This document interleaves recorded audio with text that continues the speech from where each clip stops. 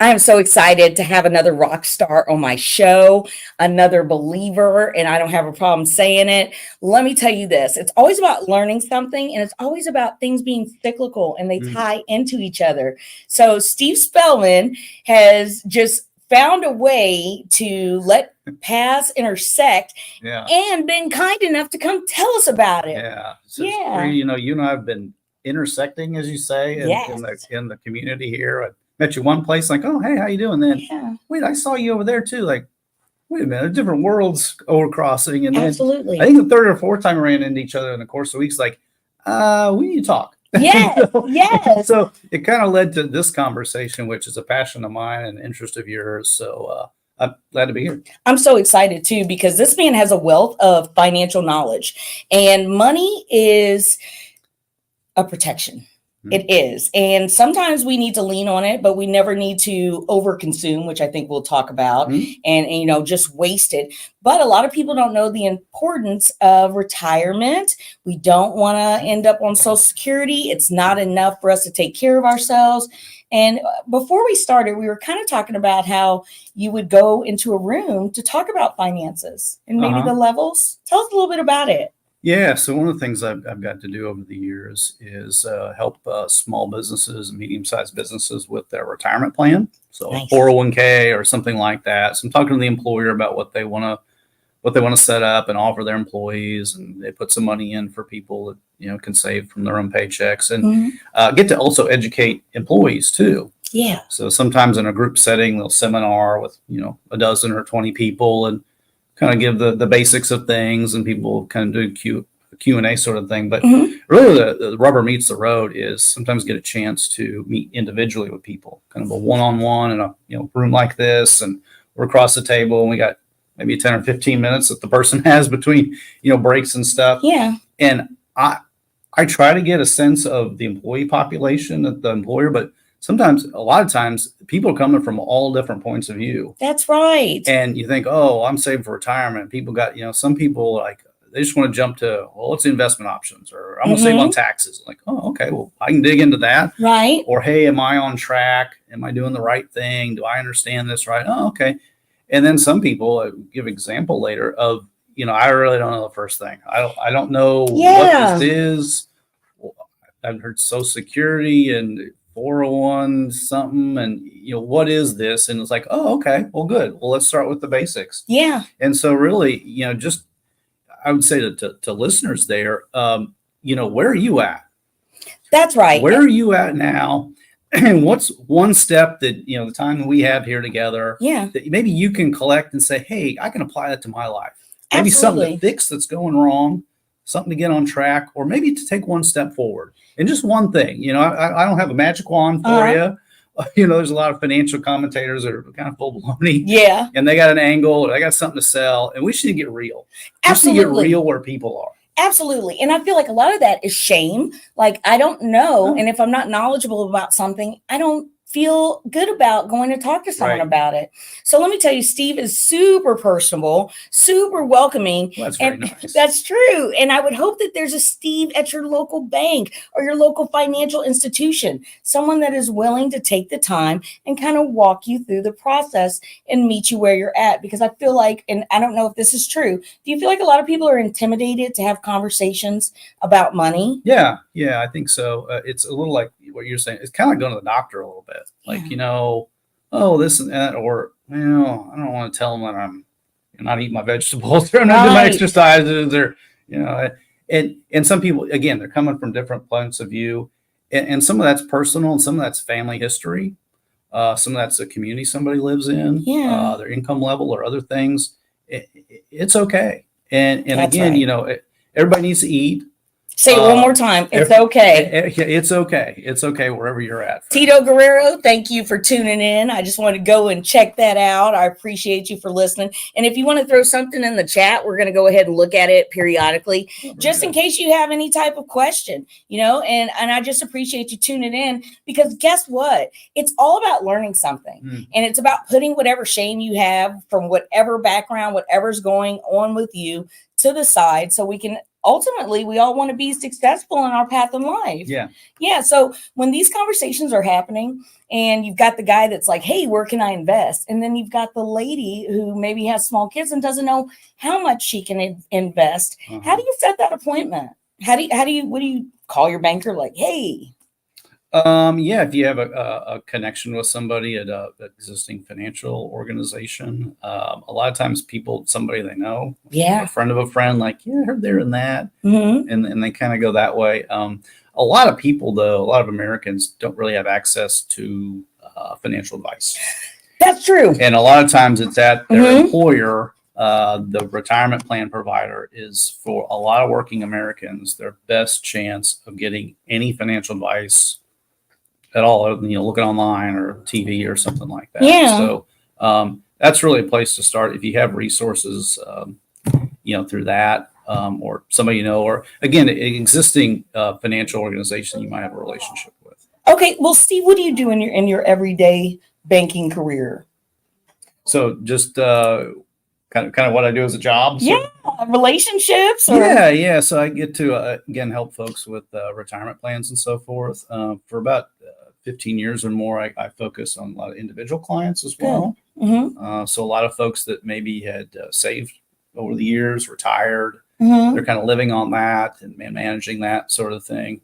It tended to be older, above average income folks. But I like really the mix of different interactions that I can have and get a chance to, interact in the community as well. Absolutely. Where, there's corporate executives run into the politicians, little me, podcast folks that, people that have a dramatic story that are, on track and, turn their life around and doing I can't even keep track of all the things you're doing. Oh, I appreciate it. Thank you. That's great. That's a compliment. So, just having a mix of people, that's what I like. And again, wherever I can add value to somebody's life, again, where they're at. I mean, I can come up with charts and statistics and economic news and whatever, somebody's like, I don't even know what that is. Right. Or that's not where I'm at. Or, okay, that's interesting, but what's that mean to me? And be able to communicate on people's level is something that motivates me. Well, very nice, because I want to lead into perspective.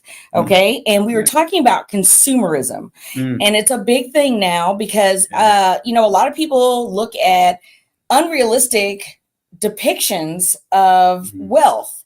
Do you want to talk a little bit about those unrealistic depictions of wealth? We had a conversation about cars, and whether or not you need to go invest in that new car. You want to talk a little bit about it? Yeah, it's really kind of what do you want to be? What do you get happiness from?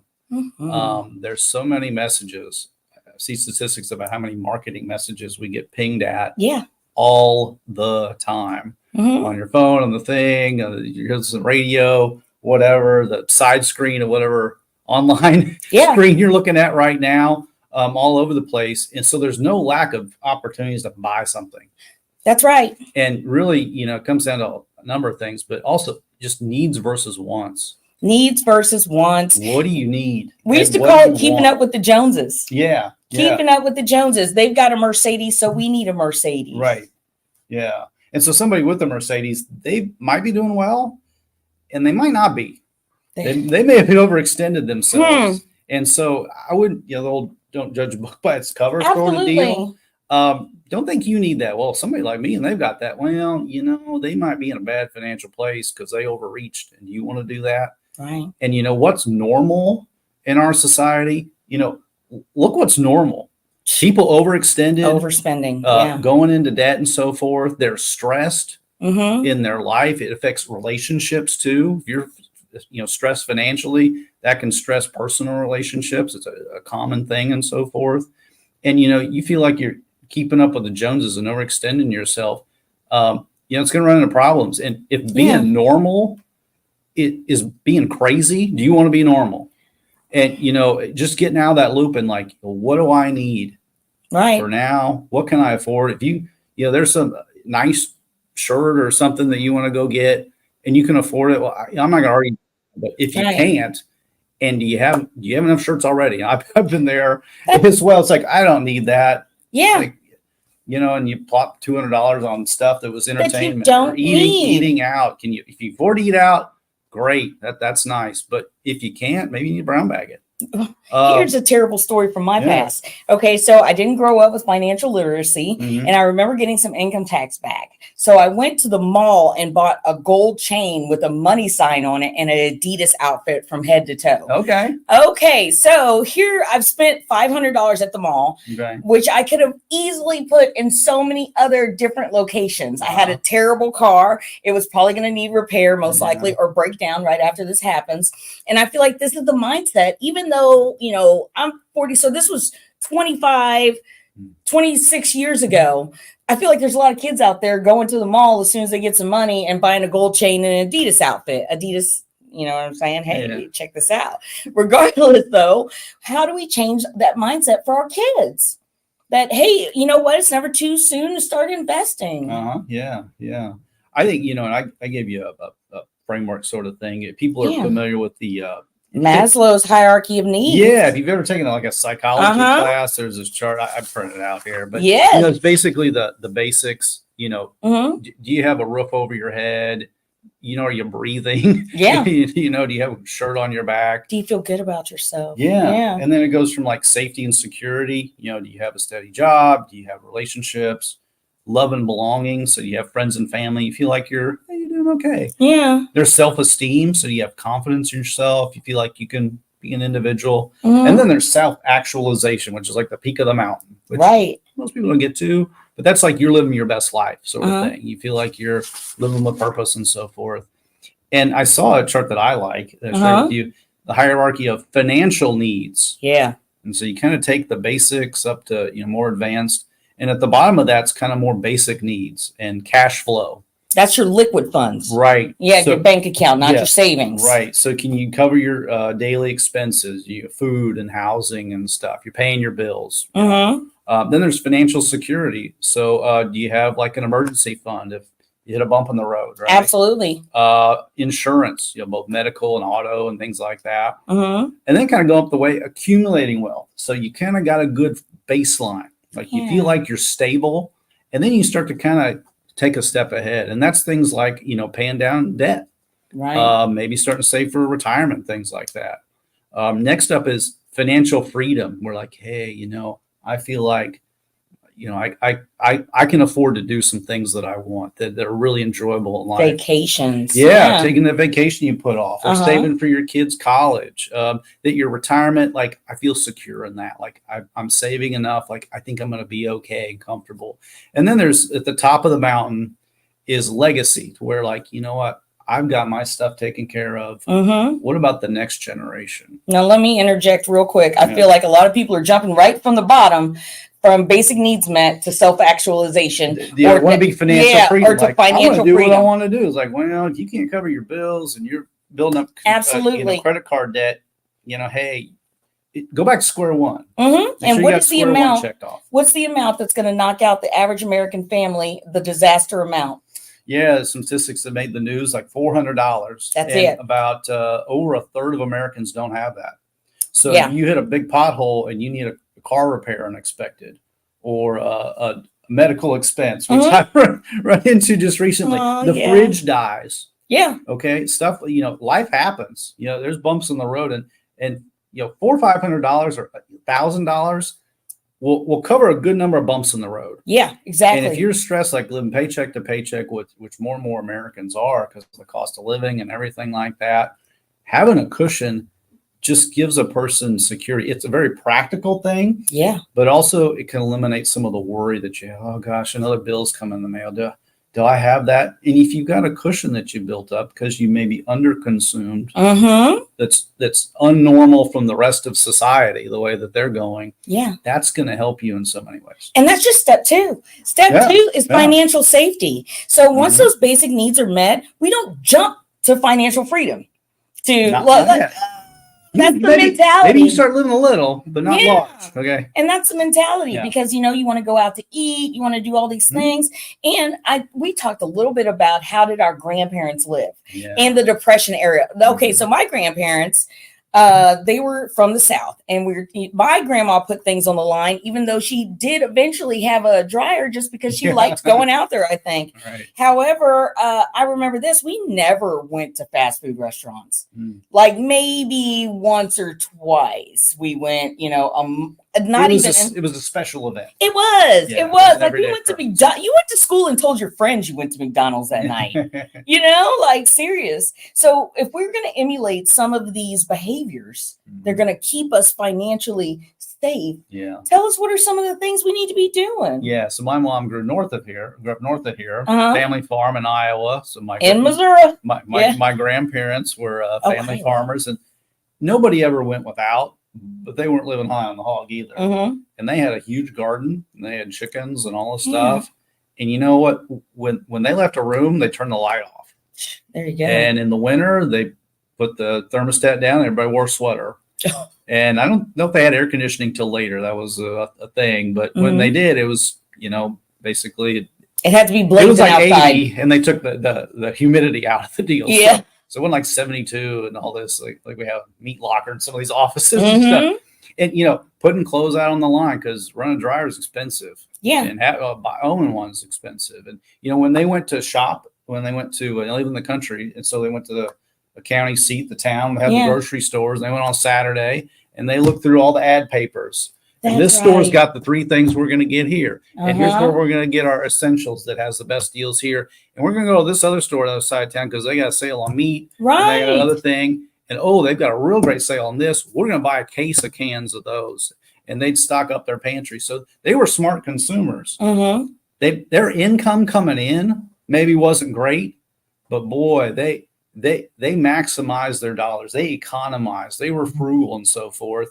And, your household income, is money coming in and money going out. Yeah. And boy, I just wish I made more and then I could do better. Well, that's a longer term thing. But if you can reduce your expenses, regardless of what your income's doing, you're going to be better off. It's going to give you a better foundation ongoing, and you're going to be able to build wealth that way. Because if you're blowing out, you run into more and more debt month to month. How are you going to get ahead? How are you going to have a stable, thing for the next generation, or your own retirement, or if you hit a bump in the road, having some security, a savings, lose a job, health calamity, have a cushion. Life happens, and consuming and living a little. I'm not going to argue against that, but living large when you can't afford it. Hey, I also feel like a lot of people don't know where their money goes. Have you ever encountered that? They don't know because they don't have a strong budget. Or they haven't set goals. And a lot of times we set up these things. Now, I don't have a lot of those channels, but Netflix, Hulu, Sling, and they have all these things coming out and they add up. Spending on autopilot. That is a thing. Okay. I never heard that term, but that's right. Yeah. You have all of these automatic withdrawals and you're not tracking your expenses. Yeah. Now, I track my expenses and I have a strong budget because everybody knows I had years to think about how I was going to live this life. So, and you cannot be in the red. Your expenses cannot exceed the amount that you're making. So when you sit down and you talk to somebody and maybe they're established or maybe they're working on being established, do you ever encounter someone who doesn't know where their money's really going? I think that's normal. Okay. I think that's normal across income levels, across demographics. The culture is, it's not as a formal budget. I don't know what percentage of people have that. I think it's a pretty small minority of households. Do you have a budget? It's more informal than I'd like it to be. Yeah, yeah, and keep track of things. But my writing out everything and itemizing, that's a thing. If you want to get ahead of the game, you can do that. Yeah. Okay, you're gonna be better off than most people. But so a lot of people again, going in consumer debt and things like that. We're doing okay that way. I could be more organized that way.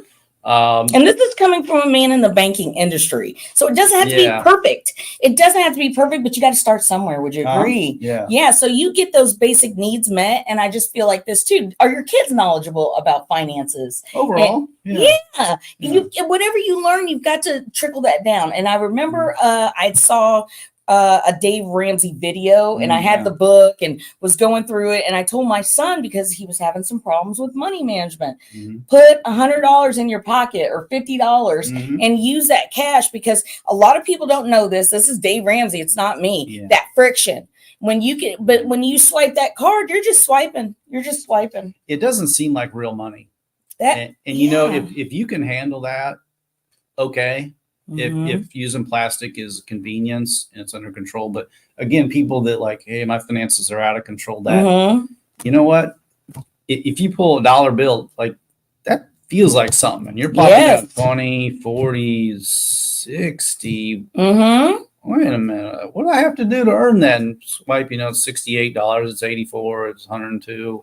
I don't know. And then the credit card bill comes like, oh, like how'd that happen? Like, well, you know, it's a psychological thing. And so just know yourself. And if going to cash for some purchases, that works for you, God bless you. Great. Yeah. Because let me tell you this, just like you said, people, it doesn't feel real. It's like fake. And it's a line of credit. It's a line of credit. Just because it's a line of credit doesn't mean you don't have to pay it back, or that your credit is not going to be severely hit because you've increased that 30% utilization. People don't know about that. You shouldn't use 30. You should ideally, I feel like, go for 15% of utilization on a credit card. Now, credit. Can you tell us a little bit about credit? Because a lot of people don't know the power of credit. Score. Oh, the credit score. Yeah. So, you know, there's financial institutions, whether it's a credit card or a bank making loan, or you're going to get a mortgage or a car loan or things like that, you know, they might not know you personally. Our society, people don't know each other. And so basically your financial history kind of gets bundled up, and there's these places that make a credit score. And it goes from, what was it, 200-300 or something, to 850, 900, something. 850. Yeah. And, you know, that number might not mean anything, but, you know, it does. The higher it is, the better. And basically, do you pay your bills? That's a top thing. There's, you know, do you have a history of, if you had a loan, do you pay it back? Right. Based on your income, do you have a lot of debt outstanding? Like, ooh. And like, you know, if we were to deal with each other and I said, you know, Sarita, I could use a loan because I need a thing. And you're like, well, how much do you owe on other stuff already? And did you pay back your friend? I wouldn't ask Steve that. I would give him the money. Yeah, you know, because we would trust each other. Yes. And if you don't have trust in, you know, modern economy and so forth, that's the way to do it. So building up that credit score for, you know, future borrowing opportunities. You know, like you mentioned Dave Ramsey and so forth, and I'm a firm believer. Yeah, I think he's great. He has kind of an anti-credit score. Sort of, well, not I don't. Well, anti-borrowing sort of thing. People can get out of hand. You know, borrowing for your education, like that's valuable, and you borrow some for that and pay back. Okay, you know, not everybody has a couple $100,000 laying around to buy a house. Absolutely. So buying a house is a decent thing. That's a good thing to do, and you borrow money to do that, and you pay it back. Okay, great. A car, well, you could build up cash to buy a car first, but if you need a car, you know, and you need to borrow some money, just to be careful. But you know, having credit card debt, you know, I use a credit card for a payment. I pay it off every month. It's the equivalent of writing a check as far as we go. It's just one big check that bundles up at the end of the month. But if you're carrying a balance on that, the interest rate, about 28%. It's always been high, and now it's even higher in the last couple of years. And so consumer debt, that's the one to be careful of and try to avoid if you can. You know, if that's what you need to get over a hump rather than, you know, worse other options, you know, temporarily, you know, maybe so. But, you know, there's good reasons to borrow money, and then there's, you know, not so good overspending and it can become a problem. And that's where people really get into trouble, like the payday loan business. Oh man, don't ever do that. All of that, it's tough. So, and here's the thing, they will send you all of the applications and they will send them to you, and they want you to, you know, and then as soon as you start taking those loans, they're not going to send you anything else because you've got yourself mired down now, and we're going to see what you do with it. Would you agree? Yeah. You know, like there's plenty of things to buy. There's plenty of options to people, communications like, hey, buy this, buy this, buy this. And I go, a lot of those things sound good. And, you know, again, to have a credit card isn't a bad thing. To have a payment card or, you know, things like that. But having a bunch of them, a maximum amount, people Right. get off the rails. Well, I like at the top of the hierarchy that he has, that is basically a hierarchy of financial needs, is legacy. And even if you don't have little guys or anyone that's going to grow up and tap into your wealth, you could always, look towards philanthropic giving back to the community, which I feel like is always a robust plan to give back to, the community or wherever you'd like to, just to, make a difference. However, I feel like the average man that is just trying to make it by, if I were to, go on the many various apps, I know there's like a Fidelity app, and there, would you recommend for someone that's trying to, build something, maybe they don't feel like they have enough to go to a banker? Acorn, there's all these little things out there. I don't know much about them. Do you? There's various offerings, and those can be helpful. Just my experience, both professionally and personally, just having a local organization that is where you are, I think is really valuable. They're a member of the community like you are. Yeah. That it's going to be one of the better interactions. Right. I think overall, you think, well, I can get a cheaper deal on the online, something or other. Like, well, what kind of service are you going to get? Right. And that might work for a while and be slick, but then you actually need something. And I run into that quite a bit. Somebody's done, I've done online banking, online investments. It's like, well, how do you know when to change something? That's true. I don't know. You're on your own. That's true. And so you say, well, I'm not paying anything. Well, you might not be getting anything. And I like the idea of a local community bank. That's where I work. And I've worked at a couple places, and I think that interaction, that makes most sense to me. I find value in that, and that's what I advocate for. Well, I also advocate for banks that I can walk into and have a conversation, that one-on-one, and not feel shame-based because, hey, I can do $200 a month. I don't know if it's going anywhere, but hopefully in 18 years, if I'm able to, 18 years, $100 twice a month, you should have $100,000 after 18 years. That is a plan. However, you always want to increase that. You always want to do something. So for the person that doesn't have a lot, find someone that's willing to listen, or ask a friend. Ask a friend. I really feel that a lot of things that people don't feel comfortable asking, someone that, I'm going to go set an appointment and ask, it's easier to, meet someone. So you don't recommend online apps, which I can understand, especially because you're so good at what you do. That can work if you find value in that, but just realize the trade-off. Okay. Well, we talked about a lot of awesome things. Tell us how to grow some wealth real quick on the way out. Yeah. That's a good one. Tell us right now. Where do we get the money? Tell us where we get the money. Again, just watching, your income and your expenses. Over time, just your earning potential, doing the highest and best thing you can with your labor in your life. Pursue that. It's not overnight, but also, you have some control over your day-to-day expenses. Right. You have a lot of discretionary purchase, going out to eat, the Netflix and the Hulu and the 6 different things that you build, like, 6 of those. Could do with 2 or 3 or 1 or whatever. Just trimming that back, being a smart consumer. When you go into the store, making a purchasing decision, that you're in control of the deal, rather than, oh, that looks good, or that's a shiny package, and then your money disappeared out of your pocket. That can happen. And, just thinking about, hey, things are going good now, but what if extra expenses come along?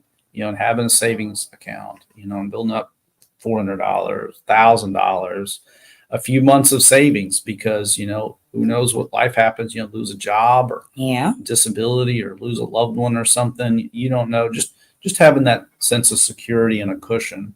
And people look at the stock market and think about the hot stocks and things like that, and that sounds pretty exciting, but there's risk to picking one thing, or day trading things, and just having a long-term plan for what you need that money. And retirement, you mentioned before, Social Security is a baseline, but you've got to save some for yourself if you're going to live how you would expect in retirement when you're no longer working and have that paycheck to pay your bills. Absolutely. And just something reasonable there, but really just having financial security, having some savings, and really thinking longer term. It's like, okay, are you over that hump?